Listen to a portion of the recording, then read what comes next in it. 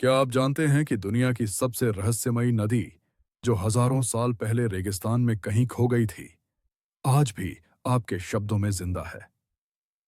पीले कपड़ों का समंदर, बसंत की वो पहली खुशबू और हाथों में थमी वो पहली कलम। लोग इसे सिर्फ एक त्योहार मानते हैं, लेकिन इसके पीछे छिपा है एक ऐसा वैज्ञानिक और ऐतिहासिक सच जो आपको हैरान कर देगा। आखिर क्यों एक लुप्त हो चुकी नदी को हमने ज्ञान की देवी मान लिया, और क्यों इस दिन पीले रंग के बिना हर दुआ अधूरी है? आज माइथेक्स हिस्ट्री पर हम वसंत पंचमी के उन रहस्यों को खोलेंगे जिन्हें इतिहास की किताबों ने शायद भुला दिया है। जहां मिथक और इतिहास टकराते हैं। कल्पना कीजिए, एक ऐसा ब्रह्मांड जहां सूरज तो था, तारे भी थे, लेकिन चारों तरफ सिर्फ एक गहरा सन्नाटा था। न हवाओं की सरसराहट, न पक्षियों का शोर। पौराणिक कथाओं के अनुसार जब ब्रह्मा जी ने सृष्टि रची तो संसार मूक था, बिना किसी आवाज के। तब उन्होंने अपने कमंडल से जल छिड़का और प्रकट हुई देवी सरस्वती। जैसे ही उनकी वीणा से पहला स्वर निकला, पूरे ब्रह्मांड की खामोशी टूट गई।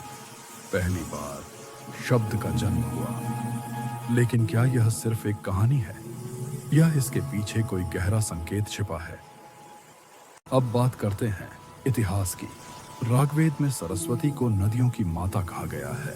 ये कोई काल्पनिक देवी नहीं, बल्कि एक विशाल नदी थी जो हिमालय से निकलकर अरब सागर तक जाती थी।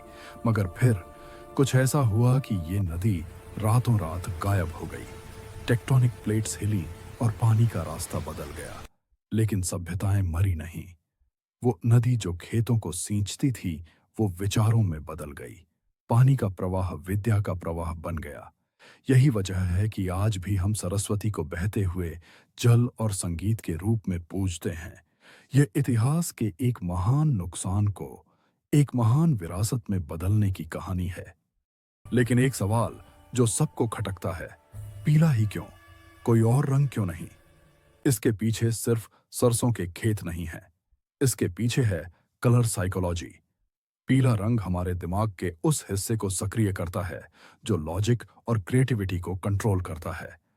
प्राचीन ऋषियों को पता था कि वसंत के इस मोड़ पर, जब मौसम बदलता है, हमारे शरीर को एक मानसिक जंप स्टार्ट की जरूरत होती है। पीला रंग सिर्फ एक परंपरा नहीं, बल्कि आपकी बुद्धि को जगाने का एक विजुअल ट्रिगर है। तो इस वसंत पंचमी जब आप पीला रंग पहने, तो याद रखिएगा, आप सिर्फ एक त्योहार नहीं मना रहे, आप उस प्राचीन नदी और उस आदि स्वर का सम्मान कर रहे हैं जिसने हमें इंसान बनाया। ज्ञान ही वो इकलौती दौलत है जिसे जितना खर्च करो वो उतनी ही बढ़ती है। अगर आज की इस रिसर्च ने आपको कुछ नया सिखाया, तो माइथेक्स हिस्ट्री को सब्सक्राइब करना मत भूलिएगा। कमेंट्स में बताइए, आपके शहर में सरस्वती पूजा कैसे मनाई जाती है? मिलते हैं अगले एपिसोड में, जहां इतिहास फिर से जिंदा होगा।